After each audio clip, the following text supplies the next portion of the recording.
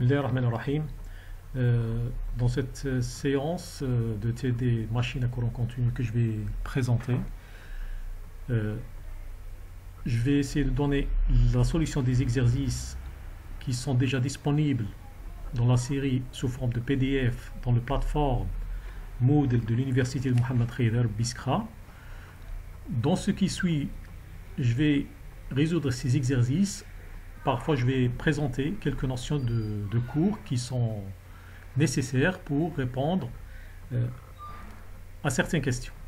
Le cours de machine à courant continu a été déjà fait avant la période du confinement. Donc, ce que je vais présenter ici, c'est seulement les TD, c'est-à-dire le résumé de cours. On peut le rencontrer au cours de la résolution des exercices de TD. Donc on va commencer par l'exercice numéro 1 de la première série.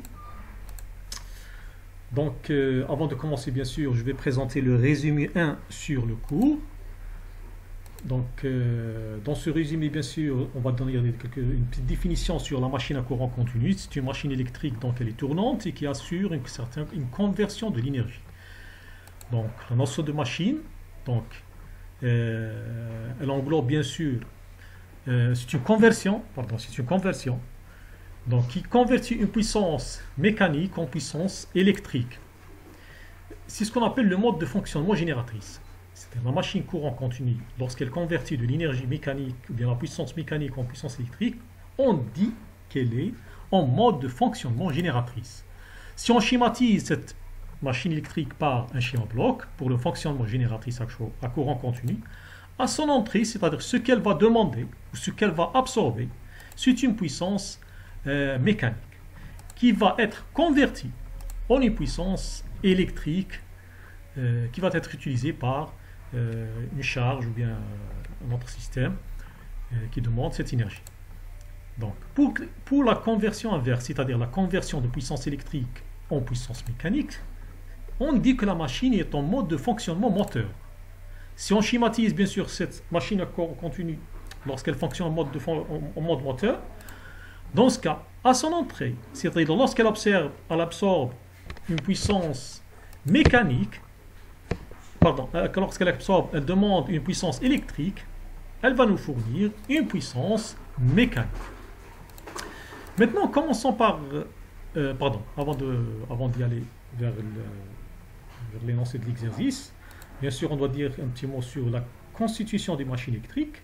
Donc, comme toute machine électrique, elle est constituée de deux parties. Le rotor et le stator. Bien sûr, ils sont séparés par un vide, si on peut dire ça. Ce vide est appelé l'entrefer. Si on prend une coupe de cette machine, on va bien voir ici que nous avons, au niveau du stator, le stator, bien sûr, il porte les pôles nord et sud, sur lesquels est entouré un bobinage, c'est le bobinage du circuit inducteur ou bien circuit d'excitation. Et on voit ici le rotor qui porte bien sûr le circuit induit, bien les conducteurs induits. Au niveau de l'arbre, on peut voir bien sûr ici qu'il est représenté ce qu'on appelle les balais, c'est du charbon, qui frottent sur des lampes de cuivre qu'on appelle le collecteur. Pour le schéma équivalent d'une génératrice à courant continu. Donc, on voit bien que nous avons deux circuits électriques. C'est le circuit inducteur qui peut être représenté par un bobinage avec une résistance de ce bobinage, une tension appliquée au bord du circuit inducteur U et X, appelé encore circuit d'excitation. Donc, c'est une tension d'excitation. Dans l'enroulement inducteur, un courant continu, bien sûr, c'est le courant inducteur qui fait circuler à l'intérieur de ce bobinage. Au niveau du circuit de l'induit qui se trouve au niveau du rotor, il se développe une force électromotrice Fm induite qui sera en série avec la résistance de l'enroulement de l'induit. On remarque bien ici, bien sûr, un courant qu'appelé courant d'induit qui va alimenter la charge électrique à l'extérieur. Donc, il fallait bien noter ici que le sens du courant d'induit dans le cas d'une génératrice à courant continu, il est sortant. Vous remarquez bien qu'on va faire, bien sûr, pour le fonctionnement moteur, ça sera l'inverse. Donc, on voit bien qu'elle fournit de la puissance électrique. Bien sûr, le circuit d'induit qui se trouve au niveau du rotor est entraîné par un moteur auxiliaire à une certaine vitesse n et qui fournit la puissance mécanique à cette génératrice. En commençant maintenant par le premier exercice, après ce bref présentation du résumé du cours. Donc le premier exercice, bien sûr, il est disponible, je rappelle qu'il est disponible dans un fichier PDF dans la plateforme Moodle de l'université Mohammed Rida Biskra. Une génératrice à excitation indépendante fournit une FEM de 220 volts pour un courant d'excitation, c'est-à-dire un courant inducteur de 3,5 A.